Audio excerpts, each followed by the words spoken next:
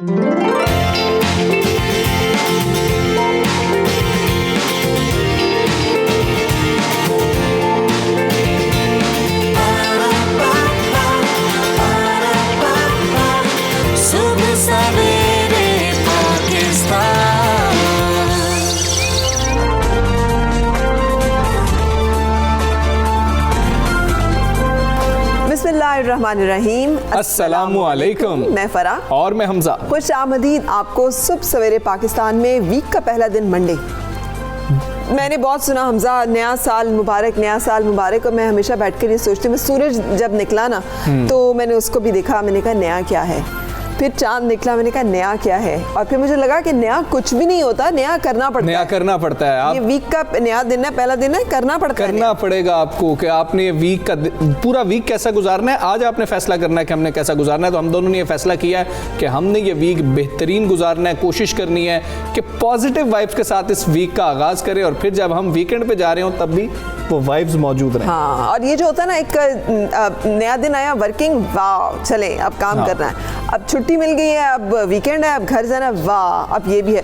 अगर आप ये कर लेना हमजा कि जब छुट्टी मिले तब तो आप कहें वाह, और जब काम करना तो आप कहें ना। हाँ, तो फिर जिंदगी थोड़ी सी ना वो नहीं गुजरती जितना हम अपनी वर्क प्लेस को एंजॉय करते हैं या करना चाहिए, क्योंकि हमारी जिंदगी का ज्यादा हिस्सा काम करते गुजरता है, उन लोगों के साथ गुजरता है जिनके साथ हम काम कर रहे होते हैं। और घर में भी अगर आप अपना टाइम कैलकुलेट करें ना तो कम वक्त है जो एक दूसरे के साथ हम गुजार पाते हैं। So try to enjoy whatever जो भी हमारी जिंदगी में। ऐसे ही है, जब आपके हफ्ते का आगाज हो रहा है, काम पे जा रहे हैं तो काम को एंजॉय करें। वीकेंड आएगा, वीकेंड भी हम एंजॉय करेंगे, तो दोनों चीज़ों को एंजॉय करें, दोनों चीज़ें बहुत अच्छी गुजरेंगी। अभी हम टॉप स्टोरीज पर नजर डालेंगे। पीडीएम का बहावलपुर में सियासी ताकत का मुजाहिरा, ऑपोजिशन रहनुमाओं की हुकूमत पर सिर्फ लफ्जी गोलाबारी, मुस्तकबिल का कोई प्लान ना दिया, बिलावल भुट्टो फिर गैर हाजिर। क्या पीपल्स पार्टी हुकूमत मुखालिफ इत्तेहाद से अपनी राहें जुदा कर रही है? पीडीएम के मुस्तकबिल पर सवालिया निशान लग गया।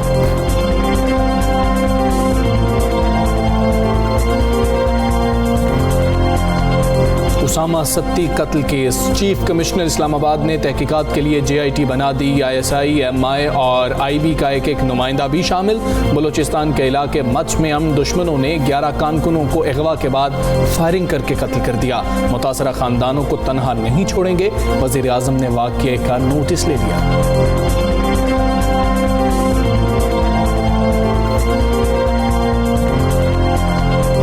तालीमी इदारे कब खोले जाएं? फैसला बैन सूबाई वज़राए तालीम और NCOC के इजलास में आज होगा।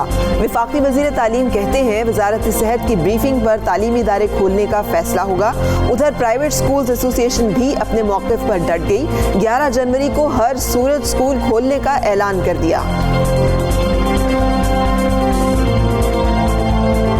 जी, टॉप स्टोरीज आपने जानी। सबसे पहले बात कर लेते हैं मुल्क की सियासत की, क्योंकि वो कल फिर गर्म रही, सर्दी के अंदर गर्म रही। पीडीएम ने गुज़श्ता रात जनूबी पंजाब के ज़िला बहावलपुर में अवामी ताकत का मुजाहरा किया था। हाँ, लेकिन हमजा वही हो रहा है जो कि कहा जा रहा था, प्रीएम्प्ट किया जा रहा था, बताया जा रहा था, क्योंकि पीडीएम के कायदीन ने रैली के बाद सराइकी चौक पर जलसे से खिताब भी किया। अपोजिशन रहनुमाओं ने हस्ब मामूल हुकूमत पर खूब तनकीद की, लफ्जी गोलाबारी की, लेकिन मुस्तकबिल का जहाँ पे बात आती है ना, वहाँ पर नहीं समझ आती, क्योंकि वाज़ेह हिकमत अमली, वाज़ेह प्लान मौजूद है ना, उसका इज़हार किया जाता है। और मुस्तकबिल की पार्टीज़ का भी ऐलान नहीं किया जा रहा कि ये पार्टी शायद नहीं होगी। मौलाना फजलुर रहमान ने अपने खिताब में कहा कि ये मुल्क अवाम का है और यहाँ अवाम का ही राज होगा। दिलचस्प बात यह है कि उनकी अपनी जमहूरी सोच ये है, अपनी ही पार्टी के 4 सीनियर अरकान को सिर्फ तनकीद करने पर बाहर फेंक दिया उन्होंने। और मुस्लिम लीग नून की नायब सदर मरीम नवाज ने एक बार फिर वज़ीर आज़म को कड़ी तनकीद का निशाना बनाया। उनका कहना था जिस दिन पीडीएम ने इस्तीफ़ा दे दिए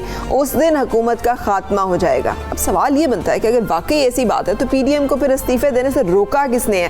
क्यों नहीं इस्तीफ़े दे रहे? उसके बारे में क्यों नहीं कोई हतमी फैसला आ रहा? क्यों नहीं उस पर सारे मुत्तफिक हो पा रहे? और फिर वही बात जो हम पहले से कर रहे थे, बहावलपुर रैली में पीपल्स पार्टी के चेयरमैन ना ही बिलावल भुट्टो साहब नजर आए और ना ही आसिफा वहाँ पर नजर आई हैं, जिससे कई सवालात एक बार फिर उठ रहे हैं और शायद मंतकी अंजाम तक पहुँचते जा रहे हैं। हम सवालात उठ रहे हैं या उठे हुए सवालात के जवाब मिल रहे हैं खामोशी से?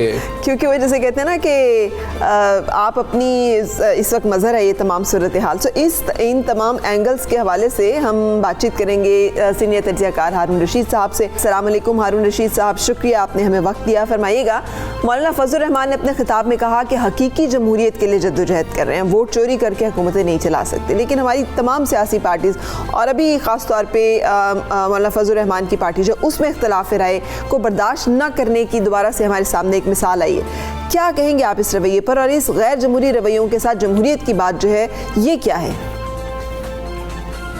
नहीं, कौन सी हकीकी जमहूरियत? हकीकी जमहूरियत अगर चाहिए हो सियासी पार्टियों को तो अपनी पार्टियों की जमहूरी तश्कील क्यों नहीं करते? गफ्फार खां, उनके साहबजादे अब्दुल वली खां, उनकी अहलिया, उनके साहबजादे और अब उनके साहबजादे सूबाई अमीर हैं, अब्दुल समद अचकज़ई और महमूद अचकज़ई, मुफ्ती महमूद और मौलाना फजलुर रहमान और जनाब वाला जुल्फ़कार अली भुट्टो और बेगम भुट्टो और बेनज़ीर भुट्टो और जरदारी और अब बिलावल भुट्टो।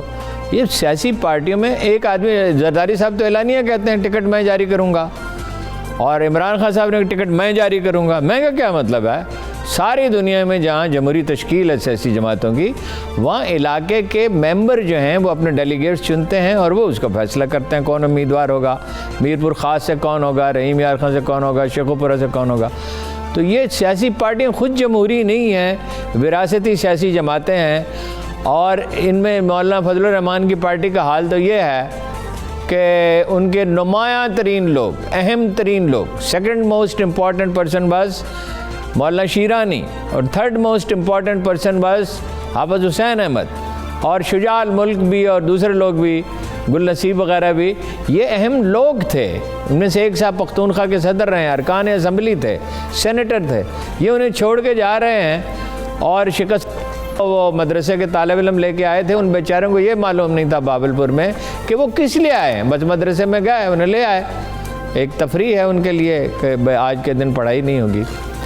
तो जमहूरियत कोई भी नहीं चाहता। अगर आप पूछते हैं कि क्या पीडीएम जमहूरियत चाहती है, इस सवाल का जवाब ये है, पीडीएम भी नहीं चाहती, बाकी भी नहीं चाहते। पीटीआई में टिकट किसने दिए हैं और पीटीआई में वजारतें कौन देता है और ओहदेदारों का इंतखाब कौन करता है, नामजद कौन करता है? इंतखाब कहाँ होता है? वो एक इलेक्शन हुआ था पीटीआई में, तो वो कैसा इलेक्शन था? तबाहकुन। उस पर जो जस्टिस वजीउद्दीन ने रिपोर्ट दी थी।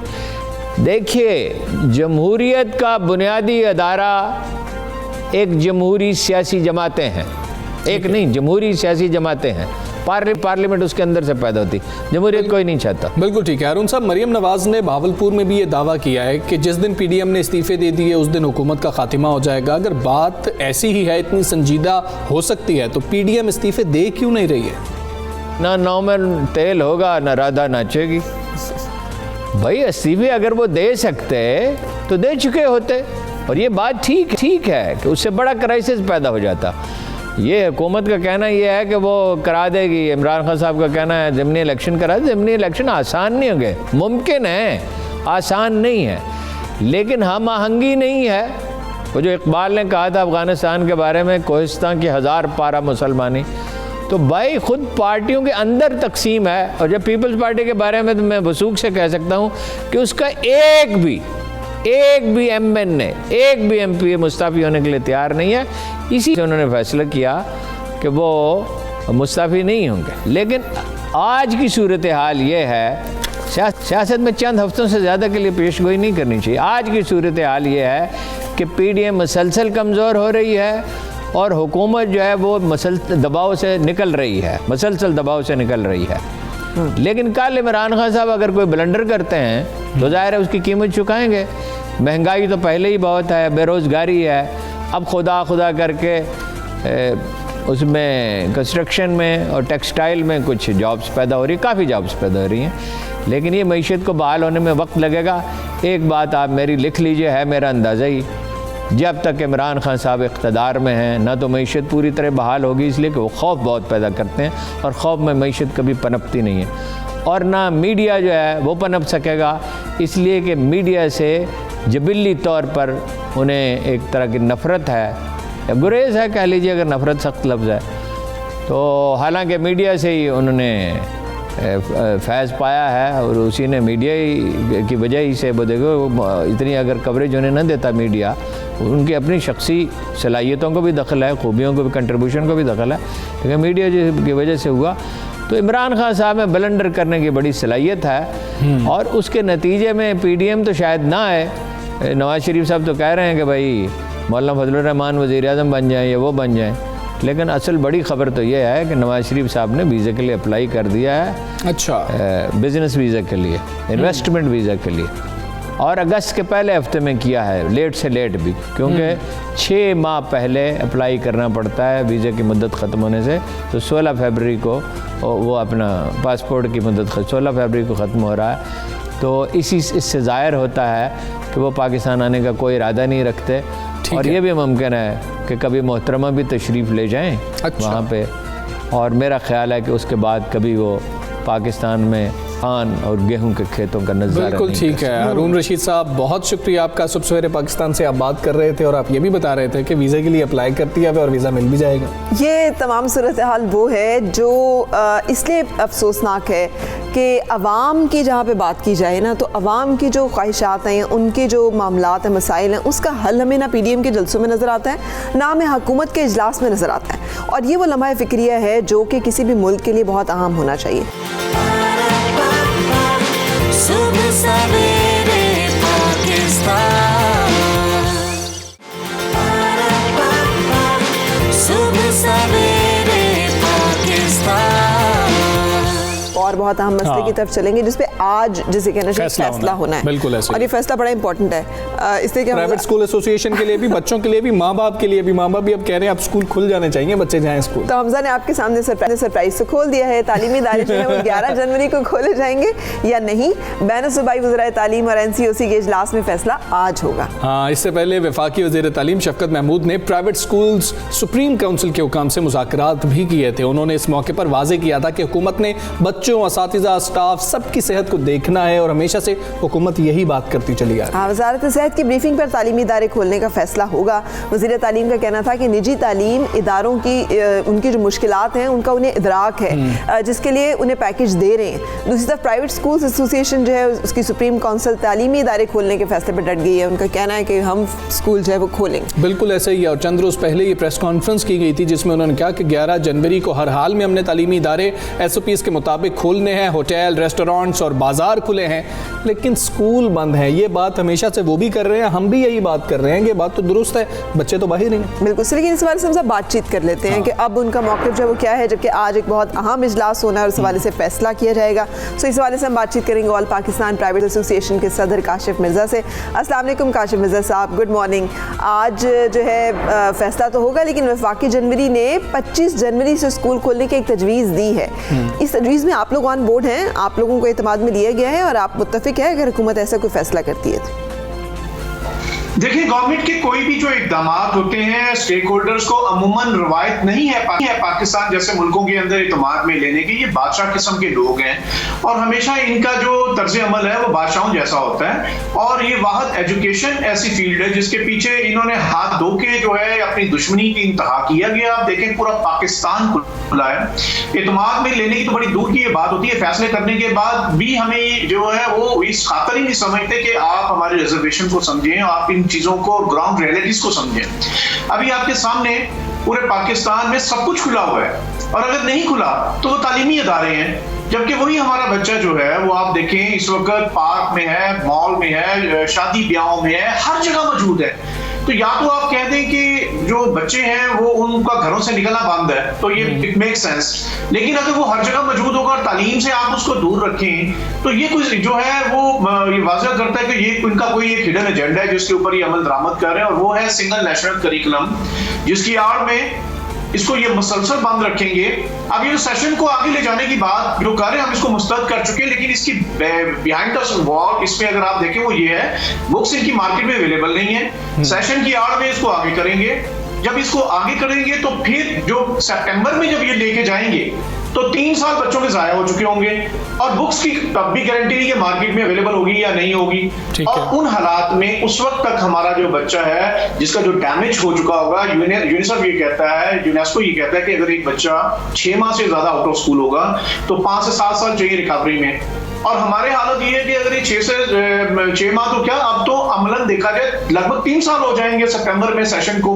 तो फिर तो हमारा बच्चा ऑलरेडी जो कि 1.5 करोड़ से ज्यादा वो बच्चा तलीमी इदारों में वापस नहीं आया पिछले 10 माह के लॉकडाउन में। मजीद अगर इस तरह ये कंटिन्यू करेंगे तो फिर तो हमारे जो बच्चे हैं वो बहुत ज्यादा तबाही का शिकार होंगे। और खतरनाक बात ये लो कॉस्ट स्कूल जो है उसके जो बच्चे हैं वो चाइल्ड लेबर का शिकार हो रहे हैं, जिसकी कोई तलाफी नहीं है। वो कभी पाकिस्तान का के अंदर सिस्टम भी नहीं है कि दोबारा एजुकेशन इंस्टीट्यूशन में आए। तो गवर्नमेंट ने ना तो हमें एतमाद में लिया और ना ही इस हवाले से कोई इनकी कोई पॉलिसी अगर तो तालीम दुश्मन है। हम इसको मुस्तरद करते हैं, ना सिर्फ मुस्तरद करते हैं बल्कि अपने बाप होने का, एक उस्ताद होने का और जो एक तालीम से मोहब्बत रखने वाली कम्युनिटी का जो किरदार है वो हम अदा करेंगे।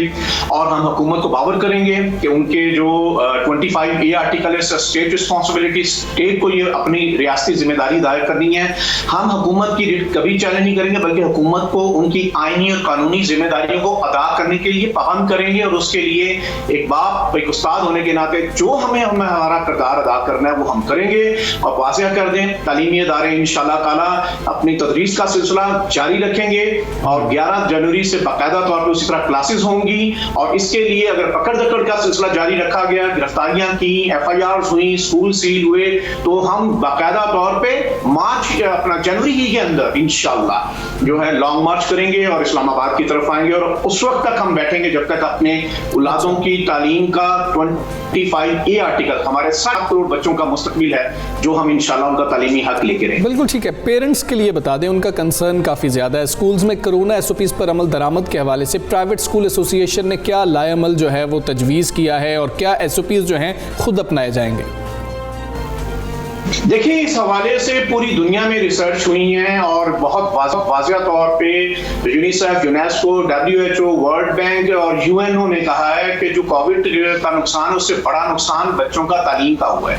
लिहाजा किसी भी सूरत में तालीमी इदारे बंद नहीं होने चाहिए पूरी दुनिया में और पाकिस्तान में बिलखुसूस। किसी किस्म का बच्चों के ऊपर कोई सीवियर ऐसा वाक़या भी सामने नहीं आया। इस हवाले से हमने 15 अगस्त से तालीमी इदारे खोले, SOPs के मुताबिक खोले और अल्लाह का शुक्र है कि कोई सीवियर कोई चीज आपको सामने नजर नहीं आई। पूरे 2 लाख से ज्यादा रैंडम टेस्टिंग हुई है जिनमें से 400 केसेस सामने आए। लेकिन जो स्कूल सेक्टर था 90 केसेस थे, जिनमें से 80 जो थे केसेस 80 वो थे पब्लिक स्कूल के, 10 केसेस सिर्फ जो है प्राइवेट सेक्टर के। तो ये तो all Pakistan private school federation की कमिटमेंट थी जो हमने पूरी की और साबित किया कि SOPs के ऊपर all Pakistan private school federation उसके 2,07,000 से ज्यादा जो तालीमी इदारे हैं वो उन्होंने अमल दरामद किया है, जिसको प्राइम मिनिस्टर ने भी, असद उमर ने भी, शफकत महमूद समेत तमाम वज़रा तालीम ने एडमायर किया, तस्लीम किया कि तालीमी इदारों में SOPs का अमल दरामद हुआ है और यहाँ से कोरोना नहीं फैला। और इंशाल्लाह हमारी कमिटमेंट है अपनी नस्लों के साथ, अपने बच्चों के साथ, अपने पाकिस्तान के साथ कि हम एजुकेट कर रहे हैं कोरोना के खिलाफ आपने फाइट कैसे करनी। खुद ही तो आप कहते हैं कोरोना से डरना नहीं लड़ना, तो हम तो लड़ रहे हैं और हम एजुकेट कर रहे हैं। इस प्लेटफॉर्म्स को अगर आप बंद कर देंगे तो आपके पास तो एजुकेट करने का कोई दूसरा प्लेटफॉर्म नहीं है। लिहाजा हम फिर आखिर में दरखास्त करेंगे, हमने साबित किया हम जिम्मेदार लोग हैं और 87% वालिदैन भी ये कह रहे हैं खुदा के लिए तालीमी इदारे हमारी बर्बाद हो चुकी है। गैलप सर्वे में ये सारी चीजें साबित हो चुकी हैं। तो ये मैं दरखास्त आखिर में फिर करूंगा प्राइम मिनिस्टर साहब आपसे और chief justice and army chief, तीनों साहिबान से कि खुदा के लिए आप ही हमारी आखिरी उम्मीद है और आपके होते हुए हमें यकीन है कि तालीम की जो सरपरस्ती और तालीम के ऊपर जो शफकत का सिलसिला है वो वही होगा और जो तालीमी इदारे हैं वो अपनी तालीम और तदरीस का सिलसिला इंशाअल्लाह बरकरार रखेंगे। बिल्कुल, जो सूरत हाल बयान की है ये सबके सामने है। काशिम मिर्ज़ा साहब, बहुत शुक्रिया, आप हमारे साथ रहे और आपने खुल के प्राइवेट स्कूल्स एसोसिएशन के जो कंसर्न्स हैं वो बयान किए। लेकिन ये मुश्किल फैसला हमजा हर सूरत हाल से, इसलिए कि जो रिपोर्ट्स आ रही हैं वॉइस ऑफ अमेरिका हो जाए उसमें, जैसे उन्होंने खुद कहा, यूनेस्को या फिर वर्ल्ड बैंक, ये तमाम इदारे या इस तरह के और तमाम लोग जो प्रीएम्प्ट कर रहे हैं वो यही है कि एजुकेशनल इमरजेंसी लगाने की ज़रूरत होगी क्योंकि कोरोना जो है वो सबसे ज़्यादा जिन चीज़ों को इफेक्ट कर रहा है उसमें बच्चों की welfare in terms of education जो है वो बिल्कुल इसी तरह से है। और सिर्फ पंजाब की बात कर लीजिए तो रिपोर्ट्स के मुताबिक 9.3 मिलियन 93 लाख बच्चे जो हैं वो कोरोना के बाद वापस स्कूलों में नहीं आएंगे। पहले ही पाकिस्तान में करोड़ों बच्चे स्कूलों से बाहर हैं। हुकूमत को सख्त बर वक्त और बेहतरीन फैसले लेने की ज़रूरत है। हुकूमत बहुत ज़्यादा इसके ऊपर सोच भी रही है और पिछली बार भी फैसले जो है बहुत सोच समझ के लिए गए थे। हम उम्मीद करते हैं कि आज जो फैसला आएगा वो भी सबको काबिल कबूल हो। हाँ, और लेट्स होप कि वो फैसला हम सबके लिए बेहतर भी हो, इसलिए कि बाज़-औक़ात जो चीज़ें हम देख रहे होते हैं वो हमारे लिए उतनी हम दूर तक नहीं देख सकते। सो लेट्स होप कि फैसला वो हो। पर मसला वही जिम्मेदारी का ही है, कोई जिम्मेदारी नहीं उठा सकता ना, कि अगर हम काशिफ मिर्जा साहब से ही पूछें तो जिम्मेदारी वो भी कभी नहीं उठाते हैं, जिम्मेदारी कोई नहीं ले रहा होता, इसलिए हुकूमत जिम्मेदार होती है। हुकूमत ने जिम्मेदारी से फैसला करना होता है, तो बॉल हुकूमत की कोर्ट में, आज हुकूमत फैसला कर लेगी। Okay, will take a break here और आपका इंतजार करेंगे। ब्रेक के बाद stay with us.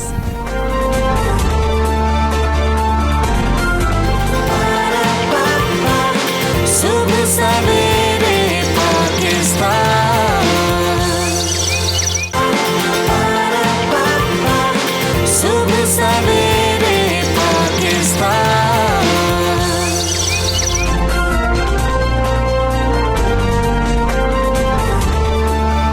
Welcome back. सुबह सवेरे पाकिस्तान आप देख रहे हैं, और अगर आपको याद हो तो फ्राइडे को जो हमने शो किया था हमजा, हमने इस्लामाबाद में क्राइम्स की बढ़ती हुई सूरत हाल के ऊपर ही बात की थी और हमने इस पर अपनी तशवीश और कंसर्न का इजहार किया था कि इस्लामाबाद में खौफनाक वारदातें जो हैं उनकी तादाद में इजाफा होता है। इस्लामाबाद पुलिस का मौक़िफ़ भी लिया था और उनका ये कहना था कि हालात बेहतर हो रहे हैं, और उन्होंने हमारे सामने कुछ फैक्ट्स भी रखे थे कि FIR तो इसलिए ज़्यादा हो गई क्योंकि हम लोगों ने कार्रवाइयाँ ज़्यादा की हैं, इस तरह के कुछ मामला थे। लेकिन एक ऐसा खौफनाक दिल दहला देने वाला वाकया सामने आया है कि हम सब के रोंगटे खड़े हो गए और अभी तक कुछ समझ नहीं आ रही कि ये हुआ क्या। और सानिया साहिबाल दोबारा से याद आ गया ना, हमें याद आ गया कि अगर एंटी टेररिस्ट स्क्वाड जो है वो किस तरह से खुलेआम किसी भी इंसान के ऊपर गोलियां मार सकता है। हमजा कल को इसका शिकार मैं भी हो सकती हूँ, खुदा ना खास्ता कोई और शख्स जो है वो हो सकता है। हम सब बहुत इनसिक्योर और बहुत गैर महफूज तस्वर कर रहे हैं कि ये एक जिसे कहना चाहिए एक तरीका है जो रिपीट होता चला जा रहा है। हमें नजर नहीं आ रहा कि इसको कोई रोका जा सकता है, हमें नजर नहीं आ रहा कि इसके बारे में कोई मुनासिब कार्रवाई की जा रही है।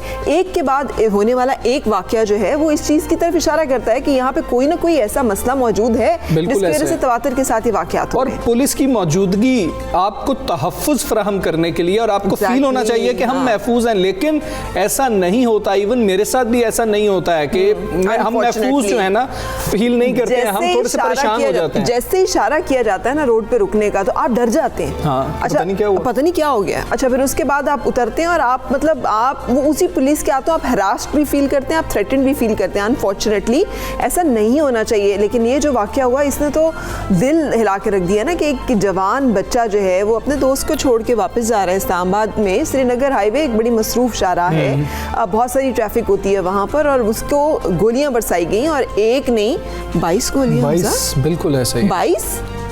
हैरान कुन ये चीज़ है, और सामने से ये किस तरीके का आप उसको चेज़ कर रहे थे कि सामने से गोलियां लगी। हम इस्लामाबाद पुलिस जराइम पेशा अफराद के सामने तो हम बात करते हैं कि बिल्कुल बेबस नज़र आ रही है। हमने जुमे को ये बात भी की थी, मगर अगर मासूम शहरियों की बात की जाए तो गोलियां बरसाने में ज़र्रा बराबर होता है ना, वो भी हिचकिचाहट महसूस नहीं की गई और वो गोलियां मारी गई हैं। नौजवान है, उसकी जब पोस्टमार्टम रिपोर्ट सामने आई 17 गोलियां लगी हैं उसको। अजीब मामला, 22 बरसाई गई। हाँ जी, हमसे मुझे नहीं समझ आती कि 22 गोलियां जब बरसाई जा रही थी तो वो क्या सोच के बरसाई जा रही थी कि हम किसी को रोकने की कोशिश कर रहे हैं या हम किसी इश्तिहारी मुजरिम पर फायर कर रहे हैं। कोई दहशत गर्द है इतना बड़ा जो कि हमारे सामने आ गया है, कोई एहसानुल्लाह एहसान है कि जिसको हमने निकलने नहीं देना। मतलब एक शहरी है, ठीक है, उस पर बाद में FIRs भी आ गई कि उसने ये कुछ किया, मगर क्या ऐसा किया कि 22 गोलियां उसके ऊपर जो है एक मसरूफ शाहराह के ऊपर बरसाई जा सकती हैं। मुझे इसका पता तब चला जब मैं एक ट्रैफिक जैम में फंसी नेक्स्ट डे, क्योंकि मुझे टाइम नहीं मिल रहा होता वीकेंड पे कि मैं सोशल मीडिया या मीडिया के साथ इन टच हूँ। और जब मैं उस पूरी श्रीनगर हाईवे जो है वो जैम थी हमजा, इतना रोड पे रश था, इतना गम गुस्सा था। सो इस वाले से आप बातचीत करेंगे साबिक IG पुलिस ताहिर आलम और मकतूल के चचा को भी हम उसके बाद अपनी गुफ्तगू में शामिल करेंगे, नवीद सती साहब को। लेकिन फिलहाल साबिक IG पुलिस इस्लामाबाद ताहिर आलम साहब, अस्सलाम वालेकुम। फरमाइएगा सर, ये एंटी टेररिस्ट स्क्वाड के मुसलसल ये जो वाकयात सामने आ रहे हैं, इनकी वजूहात क्या है? तयन हुआ है कि आखिर उनके इख्तियारात इतने हैं कि वो इस तरह से गोलियां बरसा सकें, या वो अपने इख्तियारात से तजावुज़ करते हैं? अगर वो तजावुज़ करते हैं तो उसकी अकाउंटेबिलिटी का क्या सिलसिला है या होना चाहिए? बिस्मिल्लाहिर्रहमानिर्रहीम। देखें, इख्तियारात तो किसी को नहीं है किसी की जान लेने के, और एक हमारा जो हिफाजत खुद इख्तियारी के क़वानीन हैं ताज़ीरात पाकिस्तान के सेक्शन 95 से लेके 100 तक, उसमें वो तमाम के लिए हैं। वो आपके लिए भी हैं, आम शहरियों के लिए भी हैं और लॉ इन्फोर्समेंट एजेंसीज के लिए भी वैसे ही हैं कि जब अगर वो देखें कि कोई उन पर हमलावर हो रहा है या उनके सामने किसी दूसरे पर हमलावर हो रहा है तो वो फोर्स यूज़ कर सकते हैं और फोर्स उतनी ही यूज़ करेंगे जितनी ज़रूरत होगी। किसी को भागने से रोकने के लिए फोर्स यूज़ नहीं की जा सकती और चाहे वो जितना बड़ा मुलजम हो। इस केस में पुलिस उन्होंने रोका, नहीं रुके, 7 किलोमीटर तक पीछा किया। मैं समझता हूँ 7 किलोमीटर से ज़्यादा भी आगे वो जाते तो पुलिस को पीछा करते रहना चाहिए था जब तक कि वो लड़का खुद ना उनके ऊपर हथियार उठाता या फायरिंग करता। उन्हें कानूनी तौर पर कोई हक नहीं था कि उस पर वो फायर करते।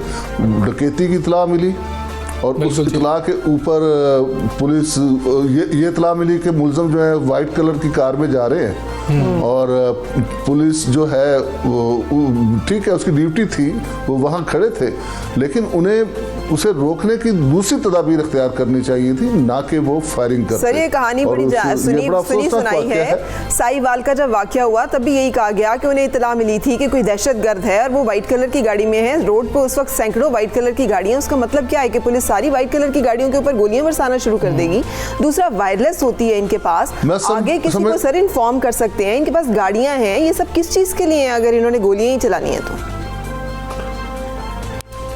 मेरा ख्याल है ये तरबियत की अदम फराहमी है या भूल जाते हैं, इन्हें पता नहीं चलता कि उन्हें बिल्कुल पुरस्कून रहना है, चाहे हालात जैसे भी हों, चाहे कोई बताया जाए उन्हें कि दहशतगर्द जा रहे हैं, जब तक तस्दीक ना हो जाए या जब तक उन पर खुद पर कोई हमला ना करे उन्हें इस तरह का कदम नहीं करना चाहिए। मैं इसमें सुपरवाइजरी ऑफिसर्स का भी किरदार देखता हूं कि वो अपने जवानों को उन्हें चाहिए कि बार बार समझाएं और उन्हें वाकयात बताकर समझाएं कि किन हालात में उन्होंने फायरिंग करनी है। बिल्कुल ठीक है ताहिर आलम साहब, आप हमारे साथ मौजूद रहिए। आपकी बातों से ऐसा लग रहा है कि मामला कोताही की तरफ जा रहा है, कि उन्होंने शायद कोताही कर दी है। जो मकतूल उसामा सत्ती हैं उनके चचा नुमान यूनुस हमारे साथ है, उनको शामिल गुफ्तगू करते हैं। नुमान यूनुस साहब अस्सलाम वालेकुम। बहुत अफसोसनाक ये वाकया है। सबसे पहले तो हम आपसे ताज़ियत करते हैं, अफसोस करते हैं, लेकिन ये हमें बताइएगा क्या आप भी समझते हैं कि ये कोताही हो गई है और अभी तक क्या डेवलपमेंट इसके अंदर आई है? आप लोग मुतमईन हैं जो तफ्तीश की जा रही है, जो JIT बनाई गई है? देखें, मैं आपका पूरे मीडिया हाउसेस का शुक्रगुजार हूं कि आपने हमारे इस इशू को हाईलाइट किया है। हमें जब सुबह 4:45 बजे इतला दी गई SHO थाना कराची कंपनी फजल साहब ने कि आपका जो भतीजा है उसको डकैती के शुबे में पुलिस वालों ने ताक़ुब किया, ठीक है, उसको रोकने की कोशिश की गई और ना रुकने पर उसको गोली जो है ना फायर की गई, जिसकी वजह से वो ज़ख्मी है। उन्होंने उस टाइम मुझे ज़ख्मी का बताया था। अब मैं एक आपके सामने एक लॉजिक एक आपसे सवाल पूछना चाहूँगा कि एक 660 सीसी गाड़ी एक 2800 सीसी गाड़ी के आगे कितना देर भाग सकती है? एक चीज़। और उसके अलावा आपने कहा कि क्या आपको कोताही लगती है? देखें, कोताही इस सूरत में होती है कि एक गोली फायर की गई हो, 2 गोलियां फायर की गई हो, 4-5 गोलियां फायर की गई हो, वो एक लिमिट, एक जो है ना, वो बंदा कह सकता है कि यार एक कोताही हो गई। जी। जो गाड़ी की सूरत हाल है, जो मेरे बच्चे की सूरत हाल थी, उसकी बॉडी की सूरत हाल थी, उसको देख के ये कोताही नहीं लगती। उसको देख के ये जो है ना एक ज़ाती इंतकाम, मुझे लगता है कि इन्होंने कोई किसी पता नहीं क्या उनकी मेंटल कंडीशन क्या थी, उन्होंने क्या सोच के उसको जो है ना फायरिंग करना शुरू की एक निहत्ते इंसान पे। ज़ाती इंतकाम कहाँ से आ गया? क्योंकि क्या कोई ऐसा पहले, जैसे आप उनके वालिद की तरफ से मीडिया पे कुछ खबरें आई, उन्होंने कहा कि पहले भी पुलिस के साथ कोई तल्ख कलामी हुई थी, तो आप भी ज़ाती इंतकाम की बात कर रही हैं? इस हवाले से कह रहा हूँ मैं ज़ाती इंतकाम इस हवाले से कह रहा हूँ, मैं ये कह रहा हूँ कि देखें, ज़ाती इंतकाम इस हवाले से कि उनकी अपनी क्या कोई फ्रस्ट्रेशन थी, क्या उनके अंदर कोई उनकी जो परेशानी थी जो उन्होंने हमारे बच्चे पे निकाली है। ठीक है।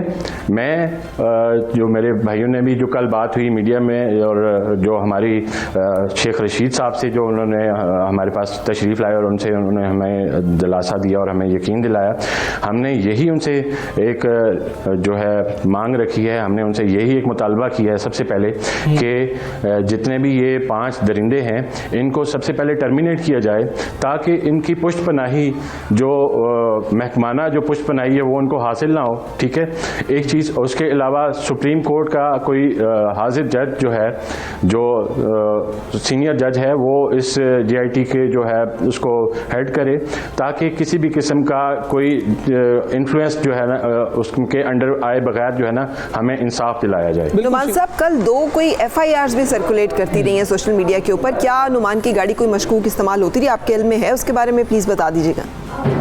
जी, मैं इस हवाले से कहूँगा कि IG साहब और DIG साहब कल हमारे पास आए थे।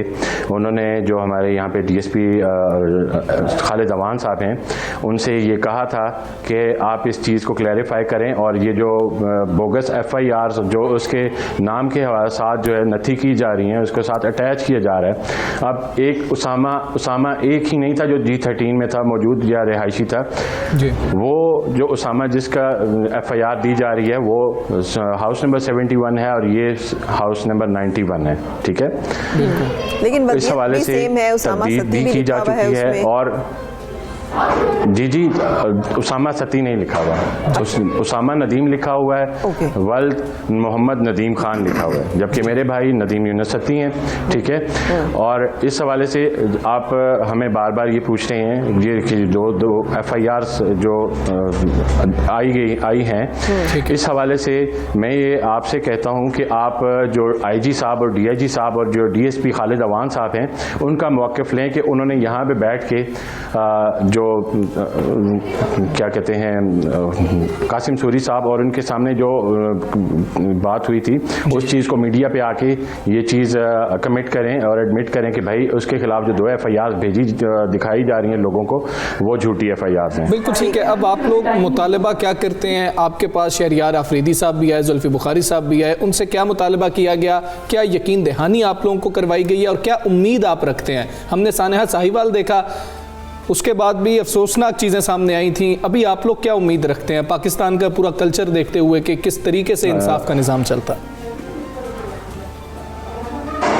देखें, सबसे पहले जब सुबह शहरियार आफरीदी साहब, जुल्फी बुखारी साहब, उसके बाद हमारे भाई जो हैं जितने भी खुर्रम नवाज़ साहब आए हैं, उसके अलावा असद उमर साहब और कासिम सूरी साहब आए, अली अवान साहब आए, शेख रशीद साहब आए, उन्होंने हमें इसी चीज़ का यकीन दहानी करवाई है कि इस केस को एक टेस्ट केस लिया जाएगा और उसको एक एग्जाम्पलरी केस बनाया जाएगा।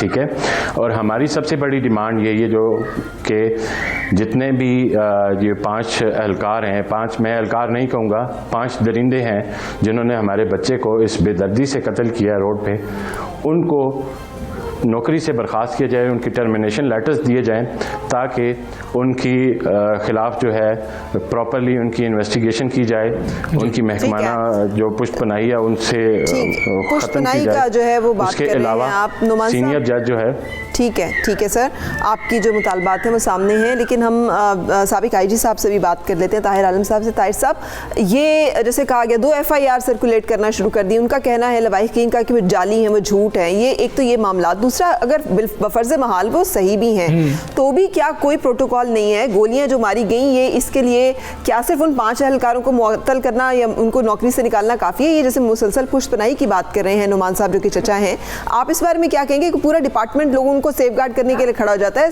सानिया साहिवाल के जो लोग थे उनके खिलाफ शहादतें नहीं मिली थी जिसकी वजह से उन्हें छोड़ना पड़ गया था। देखें, कोई भी उनकी पुष्पनाई नहीं कर रहा।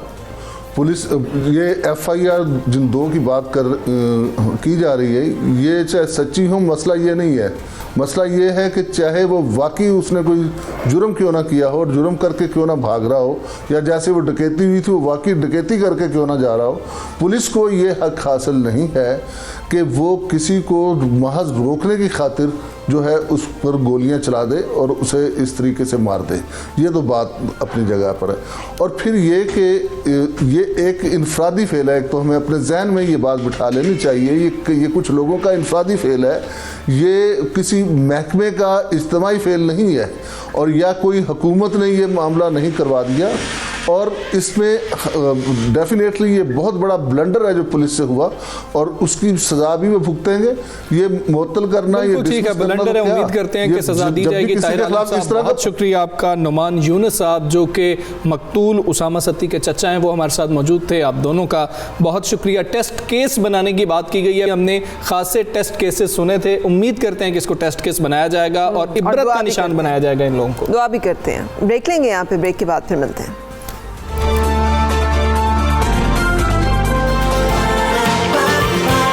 सुबह सवेरे पाकिस्तान, सुबह सवेरे पाकिस्तान।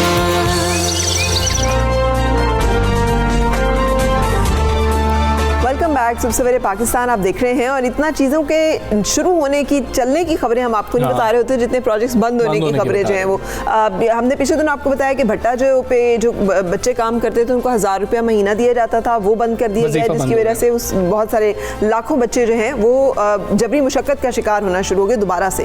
तो पंजाब हुकूमत ने एक और बड़ी सहूलत इसी तरह से जो कि पिछली हुकूमत की दी हुई थी वो छीन ली। बिल्कुल ऐसे ही है। सूबे भर में भारी सालाना सब्सिडी के बायस पंजाब वाईफाई प्रोजेक्ट बंद कर दिया गया है। वाईफाई लगाया गया था, सहूलत खत्म होने से सूबे भर के तालीमी इदारों के हज़ारों तलबा, रिसर्च जो एसोसिएट्स होते हैं, स्कॉलर्स होते हैं और सहाफ़ी जो हैं मुफ्त वाईफाई की सहूलत से महरूम हो गए हैं। अक्सर जगहों पे जाते हैं, वहाँ पे खड़े होते हैं, रिपोर्टिंग कर रहे होते हैं, तो वाईफाई वहाँ पर मौजूद होता था। ये नून लीग की जानिब से लगाया गया था, मनसूबा बंद कर दिया गया है। यकीनन इसके पीछे कुछ वजूहात तो होंगी कि बंद क्यों कर दिया गया। जब IT की बात कर रही है गवर्नमेंट, जब टेक्नोलॉजी की बात कर रही है, तो ऐसी सहूलत को बंद कर, जब ऑनलाइन एजुकेशन की बात कर रही है, जब ऑनलाइन हर चीज़ की बात हो रही है, तो इस हवाले से जानेंगे कि ये फैसला करने की वजूहात क्या थी। तर्जुमान पंजाब हुकूमत मुसर्रत जमशेद चीमा हमारे साथ हैं। अस्सलाम वालेकुम मुसर्रत जमशेद चीमा साहिबा, फरमाइएगा कि इस वाईफाई सर्विस पर कितने अखराजात हो रहे थे और क्यों ये किया जा रहा है, जबकि आप तो कहते हैं कि सूबे का बजट बच रहा है। आप तो ये शो कर रहे होते हैं कि हमारे पास तो इतना सरप्लस है, हमने तो तरक्की आती है और जितने बजट है उसमें से इतनी कमी की है। तो फिर ये मनसूबा ख़त्म करने की वजूहात क्या थी? क्या ये तरजीह नहीं है हुकूमत की कि लोगों को फैसिलिटेट किया जाए? बिस्मिल्लाहिर्रहमानिर्रहीम, बहुत शुक्रिया फ़रा। बेसिकली इस मंसूबे को ख़त्म नहीं किया गया। इस मंसूबे को अगर मैं अर्ज़ करूं कि इसका सालाना बजट 19 करोड़ था, और ये एक पायलट प्रोजेक्ट था जो कि जून के अंदर ख़त्म होना था। और उस दौरान आपको पता है ड्यू टू कोविड पब्लिक मकामात के ऊपर वैसे ही पाबंदी थी, और अब हम इसको डिफरेंट जो टेली कंपनीज़ हैं उनके साथ बातचीत भी हो रही है, लेकिन हम इसको मज़ीद बेहतर तरीके के साथ जो है ना रीलॉन्च करना चाहते हैं। और दूसरी जो सबसे अहम बात है, इसको ख़त्म नहीं किया गया। मैं बारहा ये बात एक दफ़ा पहले भी हम ये अर्ज़ कर चुके हैं। बेसिकली आपको पता है कि तमाम स्कूल्स और सारी चीज़ें वो बंद है अब, चूँकि अल्हम्दुलिल्लाह ये साल इंशाल्लाह उम्मीद है कि वैक्सीनेशन की वजह से हम इसमें आहिस्ता आहिस्ता पब्लिक प्लेसेस और जो एजुकेशनल इंस्टीट्यूशंस हैं वो खुलेंगे, और उस दौरान फिर हम इसको नए तरीके से, ज़बरदस्त तरीके से हम इसको इंशाल्लाह ताला रीस्टार्ट कर देंगे। और बाय द वे इस प्रोजेक्ट को ख़त्म हमने नहीं किया, ये पायलट प्रोजेक्ट था। इसके जो भी एक्सपीरियंसेस थे उनका फ़ायदा उठाते हुए अब हम नए सिरे से एक अच्छा मंसूबा लेके आएंगे जो कि लॉन्ग लास्टिंग होगा, और फिर जिसकी कोई वो मुद्दत नहीं होगी कि इसको इतने साल तक चलना है कि नहीं। और ये तो बहुत बड़ी सहूलत है। और अभी जबकि कोविड ने जो एक बहुत बड़ा काम किया है वो ये किया है कि अब आपको पता है कि अब हम हर चीज़ तकरीबन ऑनलाइन पे कन्वर्ट हो गई है, तो इसके साथ तो इसकी और भी अहमियत बढ़ गई है। तो इंशाल्लाह ताला इसको हमने बंद नहीं किया। और ये वक्त लग जाएगा मुसर्रत साहिबा, अंदाज़न अगर आप कुछ बता सकें, तमाम लोग, कितना वक्त लग जाएगा कि पायलट प्रोजेक्ट खत्म हो गया, नई जो प्लानिंग की जाएगी, प्लानिंग में कितना टाइम लग जाएगा, और ये जब ये फिर से लॉन्च किया जाएगा मंसूबा, कितना वक्त लग जाएगा इसी साल में? जी बेसिकली इसके ऊपर ऑलरेडी काम हो रहा है। बहुत सारी कंपनीज के साथ और ये जो इसको अगर हम टाइम बार्ड अगर आपने करना है तो इसको इससे इस तरह से समझें कि जैसे ही हमारी मामूलाते ज़िंदगी नॉर्मल होगी या जैसे ही हमारे तमाम एजुकेशनल इंस्टीट्यूशंस हम खोलेंगे तो उसके साथ ही इंशाल्लाह ताला इन दिनों में ज़रूरत है अगर कुछ ऐसे स्टूडेंट्स हैं जिनके पास नहीं है इंटरनेट की सहूलत, आपको तो ऐसे पार्क्स कर देने चाहिए थे जहां पर लोग जाकर तो फ्री वाईफाई में पढ़ भी सकें, अपने काम भी कर सकें, क्योंकि खुले में तो कोरोना का इतना खतरा नहीं है ना, ताकि स्टूडेंट्स उसको कर सकें। और दूसरी बात यह कि क्या सिर्फ तख्ती बदली जाएगी कि ये प्रोजेक्ट जो चल रहा था इसे बंद कर दिया, अब नई हुकूमत जो है वो अपनी तख्ती लगाएगी और कहेगी हम ही अब मनसूबा जो है वो लेकर आए हैं? नहीं फरा, ऐसे बिल्कुल भी नहीं है। हमें तख्तियाँ बदलने का अगर शौक़ होता तो मैं ये अर्ज़ करूं कि पिछली हुकूमत के 1200 अरब के मंसूबे हम चला रहे हैं और किसी जगह पे भी, और तख्ती वाले फ़िलासफ़ी से हम बाहर हैं। हमें तख्ती का कोई शौक़ नहीं है। हम ये कहते हैं कि अवाम की फ़लाह होनी चाहिए। दूसरी जो आपने अभी पॉइंट उठाया वो ये है कि अगर हम वाईफाई कनेक्शन दे के अगर लोगों को इकट्ठा करें तो फिर हम उनको स्कूल ही क्यों ना बुला लें, उनके इदारों में ये फैसिलिटी मौजूद थी।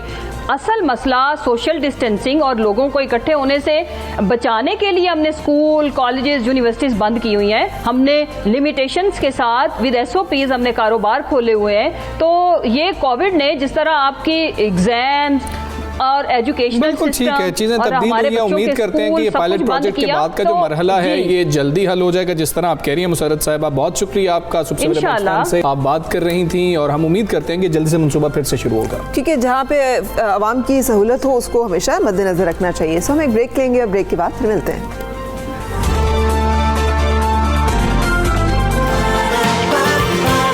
सुबह सवेरे पाकिस्तान,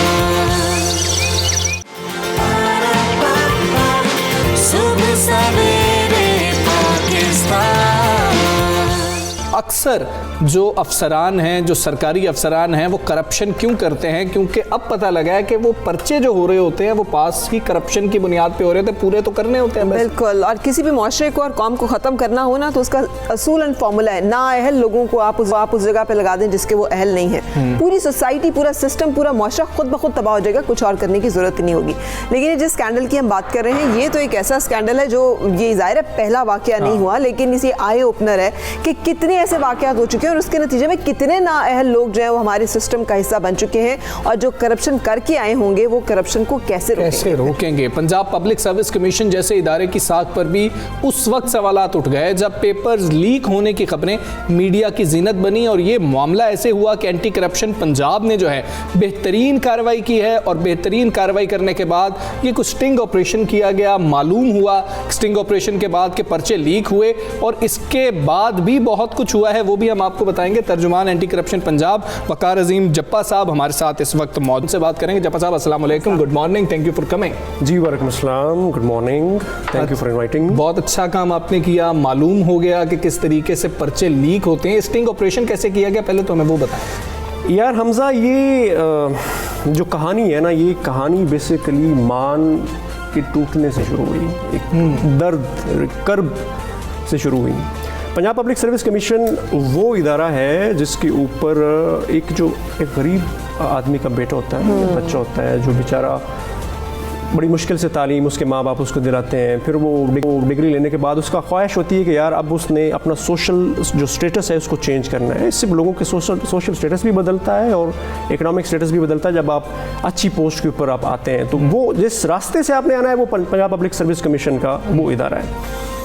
तो पिछले 2-1 हफ्तों से बहुत हाल चलती स्टूडेंट्स के अंदर, एक बड़ा प्रोटेस्ट कर रहे थे, PPSC के दफ्तर के बाहर हो रहा था और बड़ी कि जी पेपर जो है वो लीक हो रहे हैं और जो लोग मेरिट पे आने चाहिए थे वो नहीं आ रहे और कहीं फिक्स करके कुछ लोग ऊपर आ रहे हैं। ठीक है, तो इसके ऊपर जो है एंटी करप्शन एस्टेब्लिशमेंट, जो DG एंटी करप्शन एस्टेब्लिशमेंट है मोहम्मद गौहर नफीस साहब, वो चूँकि खुद ज़ाहिर है हम सारे लोग इसी रास्ते से आए हुए हैं, तो ही वाज सीरियसली वरीड।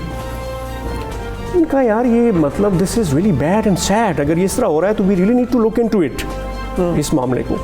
तो बाहर कैफ उन्होंने इसमें एक स्पेशल एक टीम बनाई जिसकी सरबराही जो है हमारे डायरेक्टर विजिलेंस अब्दुल सलाम आरिफ साहब ने की, फिर उसमें डिप्टी डायरेक्टर हमारे फाइनेंस मजहर अब्बास और इंस्पेक्टर हेडक्वार्टर, ये 3 कोर टीम थी। लीड कैसे मिली, कैसे आप पहुंचे, कैसे आपने अनकवर किया और आप कुछ पता चला कि और क्या क्या कुछ होता है? मैं वही अब अर्ज करता हूँ। तो हमने वो फिर सारी प्लानिंग की, उसके बाद फिर अब नेक्स्ट पता लगा जी कि अगर पेपर लीक हो रहे हैं तो इसका मतलब है अगला पेपर अब आ रहा है तहसीलदार का, ठीक है, वो बड़ा पर्चा है, अगर लीक हो रहा है तो फिर वो भी लीक होगा। तो हमने फिर अपना जो है ना सोर्सेज डिप्लॉय किए, लोगों से रब्ता शुरू किया, तो पता लगा जी कि एक बंदे से हमारा रब्ता हो गया। अच्छा। उसने कहा जी कि मैं 16 लाख रुपया लूँगा आपसे, एक पर्चे का 2 पर्चे। लेकिन वो बड़े शातिर लोग थे, उसने कहा जी कि आप इस तरह करें कि आपने जहाँ पे जिस कैंडिडेट ने पेपर देने हैं उसकी रोल नंबर स्लिप लें, ताकि मेक श्योर कर लेना कि जी उसका सेंटर है वो बाकी अपीयर हो रहा है, हमें तो नहीं कुछ झांसा दे रहा। बिल्कुल ठीक। और वो मुख्तलिफ डिवाइसेस के जरिए ऑपरेट करते थे और लेट आवर्स में रात को 11-12 बजे के बाद कोई एक मैसेज आता था कि जी ये इस तरह करके है। तो हमारे जो डिप्टी डायरेक्टर फाइनेंस है मज़हर इकबाल बलोच साहब, वो एक चाचा बने एक स्टूडेंट्स के, और एक स्टूडेंट को हमने वाकई फिर वो हमें उसका अरेंज करना पड़ा, वाकई एक जो कैंडिडेट पेपर दे रहा था। अल्टीमेटली जी उन्होंने जिस दिन पेपर था जुम्मे वाले दिन, तो रात उन्होंने 11 बजे मैसेज किया कि जी आप सुबह 4 बजे ये फिरदौस मार्केट में वहाँ पे आप आ जाएं, वहाँ पे हम आपका बच्चा ले लेंगे और पैसे आप लेते हैं। 8 लाख में हमारी डील हुई एक पेपर की। अच्छा जी, वहाँ पे हम पहुँचे तो हमने लेकिन वो रात 11 बजे में मैसेज आ गया, उसके बाद हम अलर्ट हो गए, हमने अपनी टीमें वहाँ पर डिप्लॉय कर दी डिफरेंट जगहों पे, और हमने अपनी मॉक एक्सरसाइज की रात 1:30-2 बजे की, जैसा जी अगर यहाँ से आते हैं तो इधर से भागेंगे तो कैसे कैप्चर करना है, फिर 2 डिफरेंट राहों के ऊपर हमने अपने बंदे डिप्लॉय कर दिए।